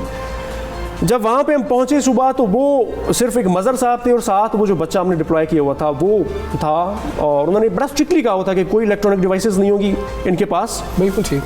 वो वहाँ पे बच्चा गया, वो एक गाड़ी आई, उन्होंने बच्चे को उसमें बिठाया और वो लेके चले गए। अच्छा, अब हमने उनको चेज करना शुरू कर दिया। उसके बाद एक और गाड़ी आई, मतलब वो भी कोई उन्होंने जिनको बेचे हुए थे ना, वो भी उसमें बच्चे ही थे, उसमें कुछ खवातीन थी, स्टूडेंट्स थी। बाहर गए जी, वो उनको थोड़ी ना बनक पड़ गई हमारे चेज से, तो उन्होंने जो है वो उसको एक उस पर जाके रोक लिया नाके के ऊपर। अब उसके अंदर गाड़ी के अंदर एक गजनफर था जो फाइनेंस डिपार्टमेंट का बंदा, बाद में पता लगा, जो डील ब्रेकर था, जो बेसिकली पैसे मैनेज करता था और कैंडिडेट्स मैनेज करता था। और दूसरा हमारा ये बच्चा जो था और 2 लोग और थे, उनको हमने वो था। उसके बाद एनीवेज उनको जब पता लगा तो ये पंजाब यूनिवर्सिटी दाखिल हो गए हॉस्टल में, और वहाँ पे ऑपरेशन नहीं किया जा सकता था। हमने थोड़ा वेट किया तो वो बाहर निकले, तो बाहर के हमने उनको कैनाल के ऊपर धर लिया जी। जब उनको पकड़ लिया तो उसके बाद हम उनको उनसे ज़रा पूछगछ की, तो उन्होंने बताया जी कि पंजाब पब्लिक सर्विस कमीशन के एक साहब हैं जिनका नाम है वकार अकरम, वो वहाँ पे जूनियर डेटा एंट्री ऑपरेटर है, वो पेपर लीक करता है। अच्छा, ठीक है जी, मतलब वो वहाँ से यूएसबी के थ्रू, या मतलब उसने कहा जी, अच्छा सॉरी यहाँ पे मैं एक बात बोल रहा हूँ, वो गजनफर ने कहा जी मुझे नहीं पता, मेरा काम सिर्फ पेपर देना और पैसे इकट्ठे करना, मुझे नहीं पता कहाँ से आते हैं। वो खैर जब हमने उसके मोबाइल डेटा बेटा उसके, तब पता लगा कि जी यार कोई बंदा है, उसकी यानी सोर्स लीड जो है ना पीपीएससी की तरफ पहुँच गई। बिल्कुल ठीक है। वो फिर हमने सेक्रेटरी पीपीएससी को ऑन बोर्ड लिया, चेयरमैन पीपीएससी को ऑन बोर्ड लिया, दे वर वेरी काइंड, उन्होंने बहुत कोऑपरेट किया। वो बंदा आइडेंटिफाई हो गया, उसको हमने पकड़ लिया। उस जो पीपीएससी का बंदा था उसकी गाड़ी में से हमें यूएसबी मिली, उस यूएसबी के अंदर वो पर्चा था जो सुबह आना था। बिल्कुल ठीक। और जिन बच्चों को हमने पकड़ा था उनके पास भी पेपर वो था, इस तरह मतलब पेपर के ऊपर लिखा हुआ था, वो पेपर मैच कर गया सारा। अभी तक ये बताइएगा कि कोई मतलब ये जूनियर लेवल पे ही पकड़े गए हैं लोग, या कोई सरगना कोई मेन बंदा भी हाथ में आया? ये कैसे हो सकता है कि उनके इल्म में ना और ये सारा कुछ चल रहा? देखिए, अभी इसमें हमारी इन्वेस्टिगेशन चल रही है और बहुत हौसला अफजा इसमें नताइज मिले हैं हमें, बहुत होश रुबा किस्म के इंकशाफात। तो कोई इंकशाफ यहाँ पे कर दें कुछ? और तो नाम ले लिया आपने, कोई अफसरान के भी नाम बताए? जी, मैं इतने एक आपको बता दूं कि ये मतलब जुल्म की इंतहा है कि एंटी करप्शन के अंदर जो इंस्पेक्टर का जो पेपर हुआ इंस्पेक्टर की रिक्रूटमेंट्स के लिए, उसमें जो 2 बंदे टॉप पे हैं फाइनल रिजल्ट में, वो दोनों बंदे फिक्स मैच करके आए, 5-5 लाख रुपया देख रहे। और इस बंदे ने ये बताया है, क्योंकि इसने ये जो है ना लड़का गजनफर, ये इसने साथ पंजाब यूनिवर्सिटी लॉ कॉलेज का स्टूडेंट भी था, इसका वहाँ पे हॉस्टल था, और इसके हॉस्टल से भी 50,000 रुपया और काफ़ी लोगों की रोल नंबर स्लिप्स और वो चीज़ें मिली हैं, हमने डिस्कवर किया। लेक्चरर का पर्चा हुआ, वो इसी तरह से आउट हुआ। डेप्यूटी अकाउंट ऑफिसर का था, वो इसी तरह से आउट हुआ, जो आप लोगों को कंफर्म है। लेक्चरर के लिए एमफिल किए हुए बच्चे कितनी मेहनत करते हैं, और फिर उन्होंने जाके पढ़ाना होता है। अगले जो बच्चे हैं, जो हमारा मुस्तकबिल है, उनको तैयार करना है। क्या ये सब नल एंड वॉइड होंगे? फायदा क्या होगा इसका? देखिए, आपने बिल्कुल एक बड़ा वैलिड और इम्पोर्टेंट पॉइंट उठाया है। एंटी करप्शन जब अपनी पूरी तहकीक कर लेता है, हम अभी इसमें बहुत सारी चीज़ें आ रही हैं, बड़े लोगों के नाम सामने आ रहे हैं, तो हम अपनी जो हमारी जो रिकमेंडेशंस हैं we can forward to the Punjab public service commission, और पंजाब पब्लिक सर्विस कमीशन हमारे साथ फुल कोऑपरेट कर रहा है। चूँकि देखिए एक चीज़ मैं आपको बताऊँ हमजा, जो इदारा है ना, इदारे में किसी एक काली भीड़ की वजह से सारे इदारे को आप नहीं कह सकते कि जी ये तो बिल्कुल ही फारिग हो गया। ठीक है, ठीक है। मगर इदारे की सिस्टम के ऊपर तो एक संजीदा सवाल उठ गया ना कि जिस सिस्टम का काम यह है कि उसे फिल्टर करके बेहतरीन और अहल लोगों को सामने लेकर आना है, वो अपना ये काम करने में नाकाम है। वो नाअहल, गैर जिम्मेदार और करप्ट लोगों को इस सिस्टम के जरिए आगे ला रहा है। ये एक बहुत बड़ा फेलियर है। जी बिल्कुल, ये एक बहुत बड़ा फेलियर है। इसने पूरे इदारे की क्रेडिबिलिटी के ऊपर एक बहुत बड़ा क्वेश्चन मार्क खड़ा कर दिया है, और हम जो है एंटी करप्शन एस्टेब्लिशमेंट इसमें अपनी रिकमेंडेशंस देंगे। बिल्कुल, रिकमेंडेशंस तो आप देंगे। जो एंटी करप्शन के 2 टॉपर हैं, जो उनको हार पहनाने का कुछ एंटी करप्शन डिपार्टमेंट ने कुछ सोच लिया कि उनको फारिग कर दिया जाएगा, जो आपके इख्तियार में है? अभी तो उनका रिजल्ट है ना जी, अभी मतलब हमारे पास उनकी ज्वाइनिंग वगैरह तो नहीं हुई। मतलब अभी ये रिजल्ट अब रिसेंटली रिजल्ट है। अब ये उन्होंने हमारी तफ्तीश में बताया है कि जी वो फलां, चूँकि जब वो बताया ना कि जी ये इन्होंने जब बताया कि हमने ये पेपर भी लीक किया, ये पेपर इतने में लीक किया, या इतने में बेचा इसका, उन्होंने कहा जी 5-5 लाख रुपया लेके, तो जो 2 बंदे टॉपर हैं इंस्पेक्टर के पेपर में। अच्छा जप्पा साहब, इसके बाद एक मेरा ख्याल है इंटरव्यू के सेशंस भी होते हैं जी, तो किसी जगह पे फिल्टर नहीं किया जा सकता। It's a complete failure of the system के पेपर लीक आउट हो गया, आपके सामने कैंडिडेट्स बैठे हुए, आप पोटेंशियल नहीं देख सकते, आप ये भी नहीं देख सकते कि वो इस काबिल हैं, अहल हैं, आप किसी तरह, इसका मतलब है this system has collapsed, it's not working. फरा मैं आपको बताऊं कि ये जो पेपर है ना, जो रिटन है, that is most vital part. वो एमसीक्यू है, 100 नंबर का है। एक बंदा जिसके पास ऑलरेडी 99 नंबर उसने ले लिए हैं रिटन में, तो इंटरव्यू में तो वो उसका वैसे ही कॉन्फिडेंस लेवल यहाँ बहुत जबरदस्त हो गया, क्योंकि वो फिक्स करके आया हुआ है। वो तो फिक्स करके आया हुआ है ना जी, ठीक है। उसको पता है कि अच्छा उसको अगर इंटरव्यू में मिनिमम पासिंग मार्क्स भी मिलेंगे तो वो फिर भी टॉप कर जाएगा। वाह। अच्छा जी, व्हाट्स नेक्स्ट अब क्या है? क्या हमें, हमारे जो बच्चे हैं पूरी अपने, जब वो बीए करके निकलते थे तो सोचते थे पीपीएससी में या एफपीएससी में अपियर होंगे, या हम एसी लग जाएंगे, या हम डीसी लगने के लिए कोशिश करेंगे कि वो जल्दी लग जाए तो सीएसएस कर लें। तो उनको क्या करना चाहिए? छोड़ दें, पैसे इकट्ठे करें, पैसे इकट्ठे करके जो है इस तरह से पेपर खरीदें, आराम से जाएं, पहले महीने में ये पैसे पूरे कर दें। This is very unfortunate and really sad जो सिचुएशन बनी है। इदारा मजबूत होगा, अब स्ट्रिंजेंट एक्शन उसके ऊपर लेंगे, वो उसको ज़्यादा, उसकी जो सीक्रेसी है उसको ज़्यादा मजबूत करेंगे। इदारे की साख्त को बचाना बड़ा इंपॉर्टेंट है, और वो तभी बचेगी जब आप मेरिट को इंश्योर करेंगे, और मेरिट तब इंश्योर होगा जब आप लीकेज को ख़त्म करेंगे। ठीक है जी, तो वो इसके ऊपर पीपीएससी जो है ना, they must look into it. और एंटी करप्शन एस्टेब्लिशमेंट ने अल्हम्दुलिल्लाह ये पाकिस्तान की तारीख का एक बहुत बड़ा स्कैम जो है उसको अनफोल्ड किया है, और इसके ऊपर जो स्टूडेंट्स और जो कैंडिडेट्स और उनके जो पेरेंट्स हैं, उनकी जो डीजी एंटी करप्शन को शाबाश, और इदारे को जो शाबाश आ रही है, वो हमारे लिए तो वही एहसास है जी। और अगर इदारे इससे मजबूत होते हैं तो हमें और शुक्र है कोई इदारा जो है वो ठीक काम कर रहा है, और आप लोगों के लिए बड़ा मुश्किल काम है। हम समझते हैं कि बाकी भी दीगर लोग भी जो हैं वो सरकारी अफसरान ही हैं जिनके खिलाफ ये तमाम इन्वेस्टिगेशन हो रही है। साहब बहुत शुक्रिया आपका, आप स्टूडियो में आए, और एंटी करप्शन एस्टेब्लिशमेंट जो पंजाब है उसके ने बेहतरीन काम किया है, और हम उम्मीद करते हैं ये पेपर नल एंड वॉइड होंगे, और जो अखबार है अंडर द कारपेट नहीं हो जाएगी कि उन्होंने काम कर लिया, इन्वेस्टिगेशन होगी, उसके बाद फिर साहब सब अच्छा है, सब अच्छा है, सब अच्छा है। नहीं, कुछ भी नहीं, भूल जाएं आप, वो जो हुआ था अब सब अच्छा है, जब तक कि फिर कोई और स्कैंडल सामने आए। So let's hope and wish के इसके नतीजे में कुछ ऐसे मेजर्स दिए जाएं जिससे आइंदा आने वाली इस तरह की करप्शन और चोरी का रास्ता रोका जा सके। सुबह सवेरे पाकिस्तान, सुबह सवेरे पाकिस्तान। एक और अहम मामला है, बात करेंगे हट धर्म भारत की, जो पाकिस्तान के खिलाफ जहर उगलने और साजिशें करने से बाज नहीं आता। मासूम पाकिस्तानियों को नहीं छोड़ा जाता। और हमसा कितनी अनफॉर्चुनेट बात है, क्योंकि ये टाइज हैं लोगों की, खानदान आधे उधर हैं आधे इधर हैं, आना जाना रहता है। लेकिन आने जाने वाले जो मासूम पाकिस्तानी होते हैं ना, उन पर दहशतगर्दी का इल्ज़ाम लगाना भारत का पसंदीदा मशगला। आए दिन आप इस तरह की कहानियाँ जो सुन रहे होंगे, इसी तरह की कहानी अभी हम आपको सुना रहे हैं। दिल दुखता है इसकी जिक्र करते हुए कि मोदी सरकार की इंसानियत सोच पॉलिसियों का शिकार कराची के इलाके नॉर्थ नाज़िमाबाद का रिहायशी फहद भी बन चुका है, जो दादी की ख्वाहिश पर फरवरी 2006 में उनसे मिलने के लिए भारत गया। और हमें पता ना कि ग्रैंड पेरेंट्स कैसे कहते हैं, आके मुझसे मिल जाओ, मैं तुम्हें देखना चाहती हूँ, मेरी ख्वाहिश है। वो किस तरीके की चीज़ें होती हैं। और फिर वहाँ पर उस पर दहशतगर्दी समेत मुख्तलिफ मुकदमात थोप दिए गए। उस दिन के बाद से मोहम्मद फ़हद गुज़श्ता 15 साल गुजर चुके हैं, भारतीय जेल में कैद है, माँ बाप से नहीं मिल सका और पाकिस्तान वापस नहीं आ सका जो दादी को मिलने वहाँ। और सिपाही मकबूल हुसैन जिस हाल में इंडिया से वापस आए थे ना, हमें याद है शायद हाँ कि क्या सूरत हाल थी, तो वहाँ पे वो जेल जो है उसमें क्या कुछ गुजर रही होगी, हम उसका भी अंदाज़ा लगा सकते हैं। गम की तस्वीर बने माँ बाप अपने रख्त जिगर की राह देख रहे हैं। हम आपको मिलवाएंगे फ़हद की वालदा से कि उनके ऊपर क्या गुजर रही है और वो किस सारे मामले को सह रही हैं और उनका क्या कहना है। अस्सलाम वालेकुम। पहली बात तो ये है कि कोई ऐसे अल्फाज नहीं होते जिससे तशफ़ी और तसल्ली दी जा सके ऐसे वालिदैन को जिनके बेटे ज़िंदगी में ही उनसे बिछड़ जाते हैं इस तरह से। मुझे बताइएगा कि ये क्या तफसील है इस सारे वाक़े की। जी क्या बताऊं बेटा, ये तो पासपोर्ट और वीज़े के ज़रिए तो गया था अपने दादी वगैरह से मिलने के लिए,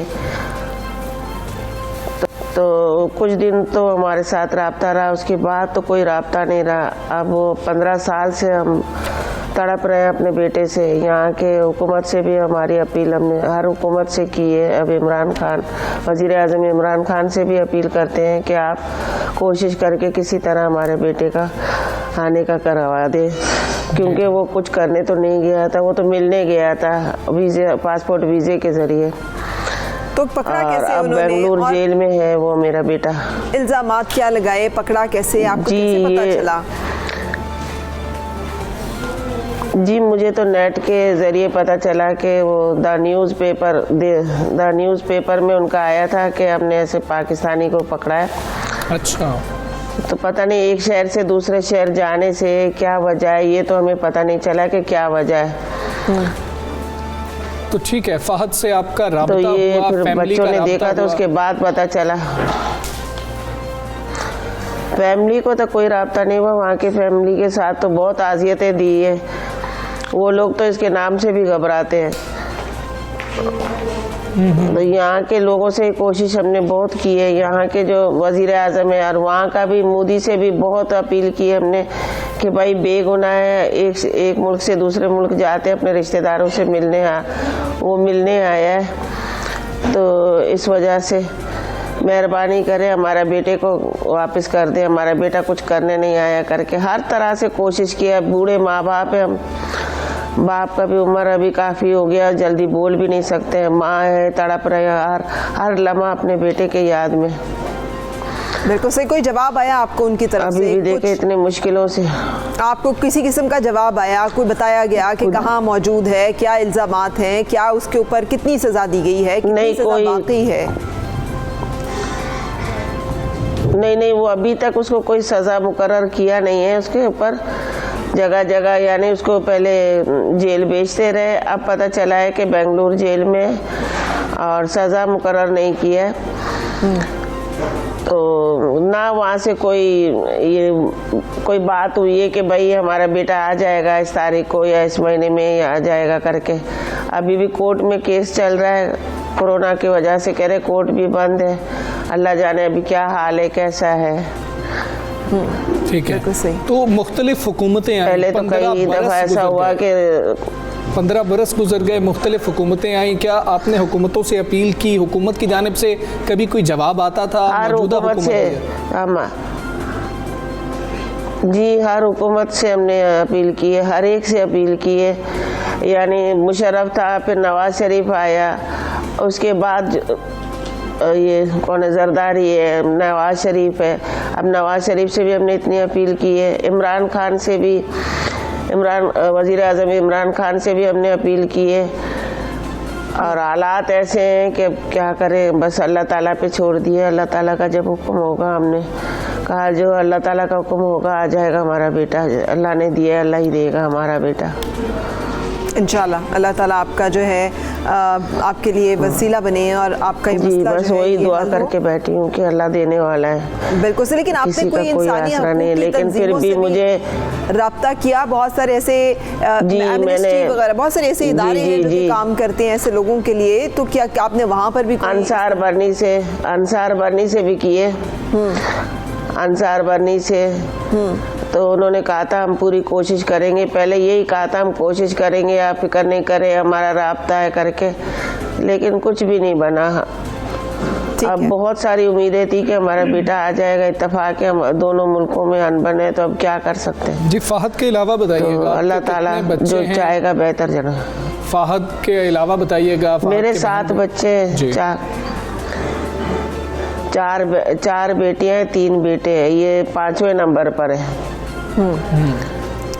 हम आपके लिए दुआ गो हैं कि अल्लाह ताला आपकी मुश्किल जो है वो आसान करे और आपके बिछड़े बेटे को जल्द आपसे मिला दे। और इस सिलसिले में इस प्रोग्राम के जरिए हम भी अपील करेंगे हुकूमतों से, अपनी हुकूमत से भी, कि वो इस मामले में कोई ना कोई ऐसे इकदाम करें कि आपके बेटे समेत वो तमाम लोग जो कि गैर कानूनी तौर पर और बगैर किसी जुर्म के जेलों में हैं और दुश्मन की जेलों में हैं, उनको वहाँ से बाजियाब कराया जाए। याद रहे, बहुत शुक्रिया आपका हमारे साथ प्रोग्राम में शामिल होने के लिए। ज़ुबैदा खानम साहिबा वेरी मच। हमजा, मुझे कुलभूषण यादेव याद आ रहा है कि हमारी सरजमीन पर दहशतगर्दी करते हुए पकड़ा गया, कन्फेशंस मौजूद हैं और हम उसको लिए फिर रहे हैं। और हमारे ऐसे बहुत सारे बेटे जो किसी न किसी इल्ज़ाम में जो मछेरे सरहद पार कर लेते हैं, मालूम नहीं होता उन्हें उठा के डाल देते हैं और उन्हें वापस नहीं करते। मैंने पहले नाम लिया था सिपाही मकबूल हुसैन, किस हाल में हमें जो है वो वापस मिले थे। और हमने कई दफ़ा ऐसे लोग लौटाए हैं जो कि बहुत यहाँ पे मतलूब दहशतगर्द हैं, लेकिन पाकिस्तान ने उनको हमेशा वापस किया है। पाकिस्तान ने खैर सगाली का मुजाहरा करने में हमेशा आगे बढ़ा। ये बहुत बड़ा मसला इसलिए भी है कि वो फैमिलीज जो जानती हैं, जिनके आधे रिश्तेदार भारत में हैं, आधे रिश्तेदार पाकिस्तान में, और आज भी शादियां होती हैं, बच्चियों की बच्चियां शादियों के बाद वहां चली जाती हैं, वहां से बच्चियां यहाँ पर आती हैं, इस तरह की शादियां होती हैं। और फिर ऐसा हो जाना कि वहाँ पर रिश्तेदार मौजूद हैं, उनसे मिलने के लिए गया हुआ है और फिर उसको जेल में डाल दिया गया। बिल्कुल, इन मामलात के ऊपर यकीनी तौर पे नरम दिली का और नरमी का मुजाहरा करना चाहिए। सुबह सवेरे पाकिस्तान, सुबह सवेरे पाकिस्तान।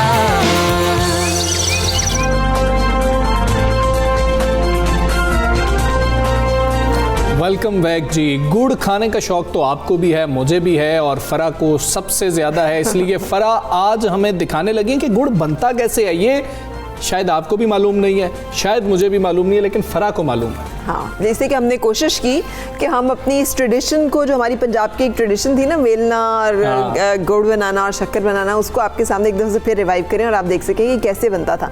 सो आपका मुंह मीठा करा रहे हैं और आपको गुड़ बनाना जो है वो दिखाने के लिए लेके जाते हैं।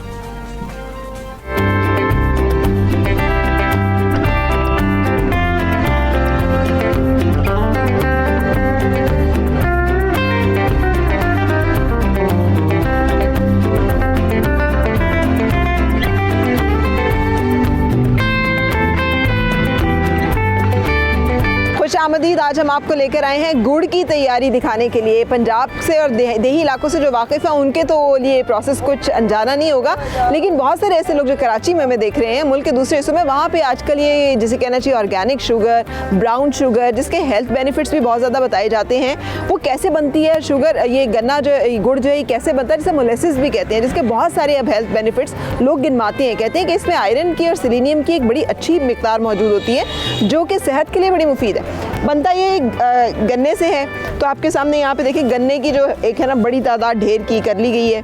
अच्छी बात इसकी ये है कि ये जैसे आपको एक एक्टिविटी, एक गहमा गहमी नज़र आ रही है, ये एक्टिविटी और गहमा गहमी जो है ये किसानों ने अपने खेतों में सजाई होती है, जैसे या ऐसी कोई एक जगह अलग मखसूस करके जहाँ पर ये पूरा सेटअप जो है ये लगाया जाता है। ये गन्ने से गुड़ बनने का और शक्कर बनने का मरहला क्या होता है, ये मैं आपको दिखाने के लिए लेकर आई हूँ। तो आए मेरे साथ, हम देखते हैं।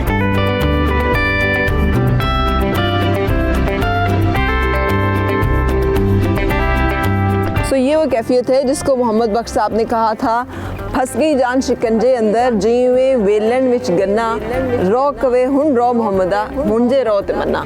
सो ये वो कैफियत है जिसको उन्होंने अपने उसमें बयान किया है। ये चूँकि देहाती जो लोग हैं वो इस कैफियत से हर रोज़ गुजरते हैं, वाकिफ़ हैं। तो ज़िंदगी किस तरह से इंसान को एक बाज़-औक़ात किसी ऐसे प्रोसेस में ले आती है कि उसका जिसे कहते हैं ना रस निकल जाता है। सो गन्ने का रस निकाला गया है।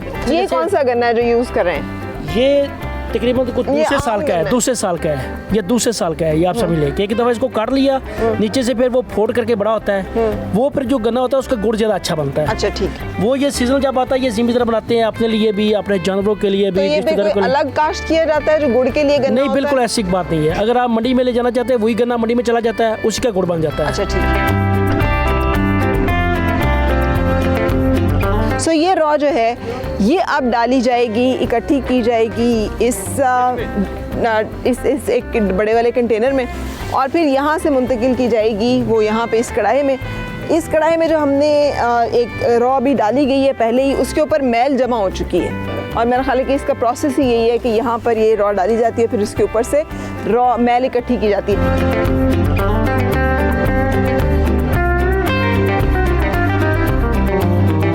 अच्छा जी, ये पहले तो बताएं कि ये जो सारा सिस्टम है, ये जो चूल्हे बने हुए हैं बड़े बड़े से, और ये कैसे, ये क्या है? ये उसकी आप ये समझ लें कि जो उधर से आग देनी है ना इसको, उसका धुआं दूसरी तरफ निकलता है। अगर ना देंगे तो वो वापस वैसे ही आएगा। ठीक है। जो बंदा आगे बैठा हुआ उसके लिए प्रॉब्लम क्रिएट करेगा ये। सो इस तरह से जैसे जैसे ये पकता जाता है, ये आलाइशें इसके ऊपर इकट्ठी होती जाती हैं और फिर उनको ऐसे इकट्ठा करके उतारा जाता है। सो इतनी सी क्वांटिटी में ये डाला जाता है, और जब ये पकाया जाता है तो इसकी खासियत से फिर सारी मैल जो है वो ऊपर आना और इकट्ठा होना शुरू हो जाती है, जिसको फिर उतार लिया जाता है। तो ये इसका कोई असर तो नहीं है कोई सेहत के लिए? इसका कोई असर नहीं होता। ये तो एक देसी चीज़ है मैडम साहब। इसका अगर एक चीज़ जो इतनी हाइट पे उभर रही है इसके अंदर, रॉ के अंदर, जब उसमें डालते हैं क्या असर उसका, वो जो असर दिखाती है वो मैल को एक साइड पे करती है। ठीक है।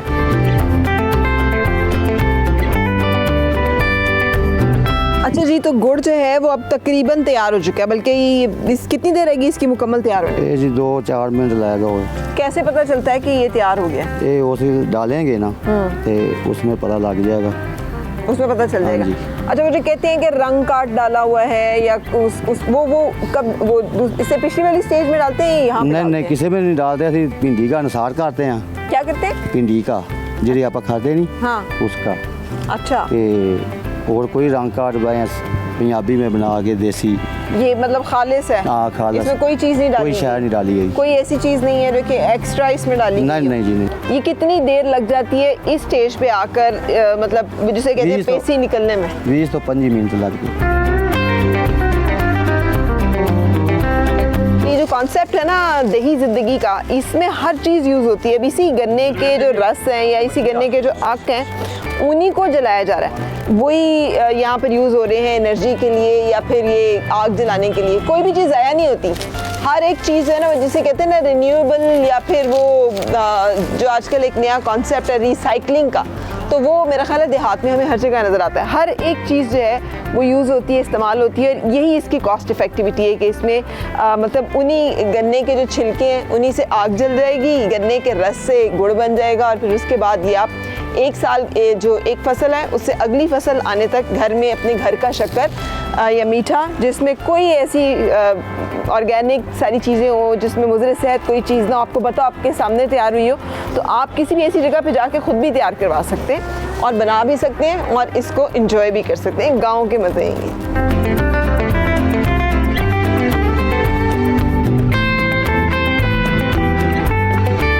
अब आपके सामने ये जो कढ़ाई में से इसको मुंतकिल किया जा रहा है, ये लकड़ी का एक इन्होंने एक ऐसा ट्रे सा बनाया हुआ है, खुला सा बड़ा सा, जिसमें वो सारा जो राब है जो कि बन चुका हुआ है, तैयार हो चुका हुआ है, वो हमने निकाल दिया इसमें। अच्छा, ये जो आप इसमें चला रहे हैं, ये ठंडा करने के लिए इसमें चला रहे हैं? हाँ, ठंडा करने के लिए। इसके बगैर ये ठंडा नहीं होगा? नहीं होगा। अच्छा, पुराने जो बनाए जाते थे गुड़ उस तरीके में और ये जो आप बना रहे हैं इसमें क्या फ़र्क है? तरीका वो पुराना तरीका ही है। पुराना तरीका ही है, बस सिर्फ इतना फ़र्क है कि थोड़ी थोड़ी टेक्नोलॉजी का इस्तेमाल हो गया। वो जो रॉ निकालते थे पहले उसमें बैल जोते होते थे, तो वेलना चलता था, अब वो ये कि वो मोटर सी है, वो खुद ही चला रही है। ठीक है, और बाकी इसमें वही है। इसका रंग जो सफ़ेद है, तो ये सफ़ेद रंग और काले रंग के गुड़ में क्या फ़र्क होता है? सफ़ेद करने वास्ते ना रंग कट पाना पैंदा है, सोडा पाना पैंदा है, और सफ़ेद हो जाता है। ठीक है, तो ये आपके सामने गुड़ को ठंडा किया जा रहा है और ये ठंडा करके जमना शुरू हो जाएगा। जब ये जमना शुरू हो जाएगा तो फिर इसको छोटी छोटी डलियों की शक्ल दे दी जाएगी, जिसे पंजाबी में पेसी कहते हैं, और वो वही गुड़ है। अच्छा जी, तो आपने ये शायद ये पूरा गुड़ खरीदा है? जी बिल्कुल। अच्छा, और अब आप इसमें अपनी मर्जी से मेवे डलवा रहे हैं? जी जी बिल्कुल। ये एक सीज़न होता है साल के शुरू में, जब ये कपास का ये सीज़न आता है जो है गन्ने का, उस वक्त ये गुड़ तैयार किया जाता है। हम लोग फिर पूरे साल का जो है ना अपना वो तैयार कर लेते हैं, और घर से मैं खुश्क मेवाजात लेके आए हूँ इसमें डालने के लिए। देसी घी जो है इसमें शामिल करवाया है, और फिर जो है ना अपना ये हम लोग अपने अजीज़ों कारब को जो दूसरे शहरों में तोहफे के तौर पर भी भेजते हैं। ठीक है, और उसके अभी इसमें डाल दिया गया है और ये खुश्क भी ड्राई भी हो चुका है। अगर आप देखें ना तो वो उसके ऊपर हाथ भी लगा रहे हैं, तो वो उसके अंदर फिक्स कर रहे हैं उसको, ताकि उसके ऊपर ज़रा चिपक जाए। और अब जब इसको ये फाइनली एक दफ़ा खुरचेंगे तो फिर ये पेसी की शक्ल बनता जाएगा। अच्छा जी, अभी ये गुड़ जो है तैयार होना शुरू हो गया। ये निकाल के दिखाएं कैसे बनती है ये डली। अब इस तरह से इसको ये एक एक करके उठाते जाते हैं और उसको हाथ से एक शेप देके ठंडा होने के लिए यहाँ पे लगाते जाते हैं। जब ये ठंडा हो जाएगा तो बस गुड़ तैयार है।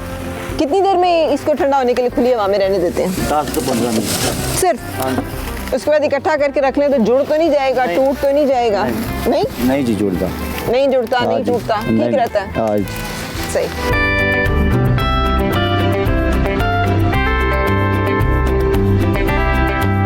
अस्सलाम वालेकुम। वालेकुम सलाम। क्या नाम है आपका? हमीदा बीबी।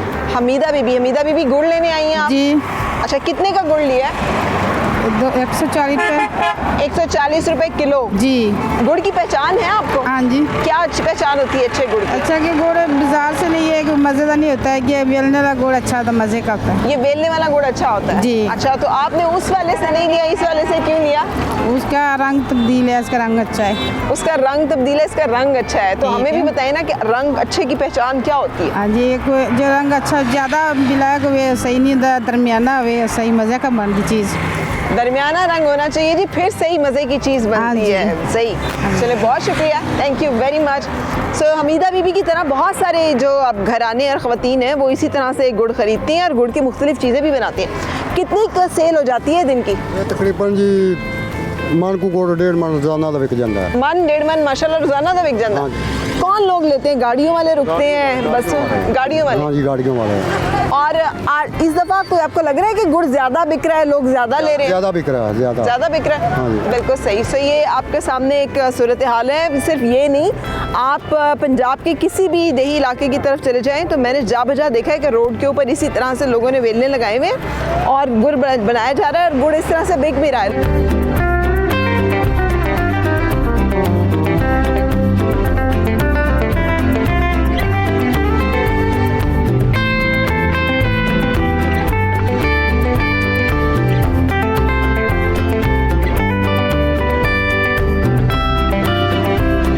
इजाज़त चाहेंगे। अल्लाह हाफ़िज़।